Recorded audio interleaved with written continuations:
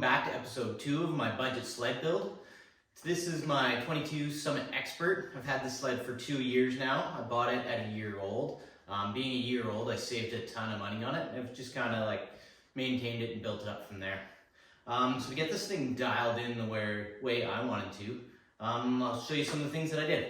The first thing we'll start with is the controls. The Expert's an awesome setup right away. It's kind of right at the height for me. It's got the powder guards, which keep your hands a little bit warmer and drier. The only thing that I had to do was adjust everything to position it for myself, and I added the Munster finger throttle. This was something I really wasn't sure about when I first got it, but I had a problem with my hands going numb. So as soon as I switched to the finger throttle, that problem disappeared. I also found it's a little bit easier to grip the bar and use the throttle and have a full grip, so you got full control over the machine. When I got it, it came with the finger throttle, but it didn't come with the guard. Thought I'd be just fine with it. Unfortunately, like halfway through the first season, a small tree smacked the throttle and it broke off the tip. So any money I saved by getting the guard, I ended up spending again by having to buy a new lever and a new guard. So don't cheap out on this one. Make sure you get the throttle with the guard on it. The only other thing I changed up front was I added the glove box compartment. The newer lightweight hoods on the Gen 4s don't come with very much storage.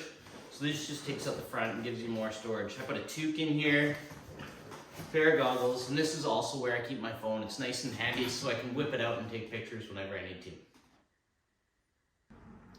Let's dive under the hood a little bit.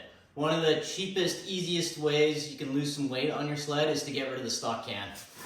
So this is the can from my sled. You can see the previous owner liked to cook his sandwiches on the side of it.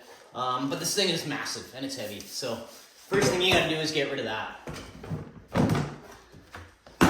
So you can see I've gone with the GGB trail can. GGB's made in Canada. They're a good price and I've had it on 2 seasons and it's worked great. I choose the trail can because the mountain cans are a little bit too loud for my old ears. So the trail can's kind of the best in between. It's light, it sounds good, and it's not gonna blow your buddy's eardrums. That's about it for this side. I don't like to mess with the engine too much. It starts messing with reliability, and that's a road I don't want to go down. The only other thing I've added is the Cobra pull cord. It's guaranteed for life. It's not something that's necessary, but if you break your cord, you might as well go with one that you know is going to work.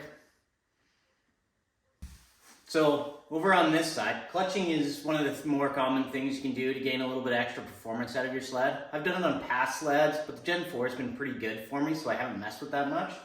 There are some things that I have done to it to make it a little bit more reliable though. First season I had it, I blew the rollers in this clutch. That's really common for the Gen 4s. So if you can get ahead of that, pull your secondary apart and replace those rollers with something that's going to last a little bit longer. The other big tip I have for you is when you've got that secondary apart, switch to a hex head bolt rather than the Allen key bolt that Skidoo provides. The Skidoo ones are great, but they're like $3 a piece. You can get the hex heads for like 30 cents. The other big thing that's nice about those is you can actually put a wrench on it on the mountain and service this clutch while you're up on the hill. With the Allen head bolts, you just can't get a wrench in there to do anything with them. So it's one way to make your sled easily make it a little bit more reliable. So there they are. You can see it's just the standard bolt that goes in there. Really simple to put a wrench on and tighten them up should they ever come loose. So another key area to look at is suspension on a sled. So I bought this one because the Expert has an upgraded suspension package, which so far has been good. I mean, it would be ideal to go to some aftermarket shocks, but you're looking into the thousands of dollars for that range. So I've stuck with the stock suspension, except in the rear. So I've added the Munster T-Motion Delete. I find that the Skidoo sleds ride a lot better without the T-Motion. It lets you hold the side hill a little bit better and doesn't tend to wash out. It just makes it a lot more predictable. The other thing that I was also able to do was I replaced the stock springs with some heavy duty springs. Now these are actually the same springs that were in the Summit XM. So I pulled a pair out of NXM and fit them in here. Saved me a ton of money. I've also got a plastic spacer in here to keep that torsion spring, the round part, from moving and rubbing against the axle. Also allows you to get the most action out of those springs. While we're back here, some of the other things I've done was The rear trunk came with the sled, so this gives me a little bit of extra space and it gives me a place to put all my tools for my sled. So stuff for working on the engine, the pull strap, ski pull straps are in here, and the saws and that type of thing. The other things that's been added to this sled is a stiffer rear bumper.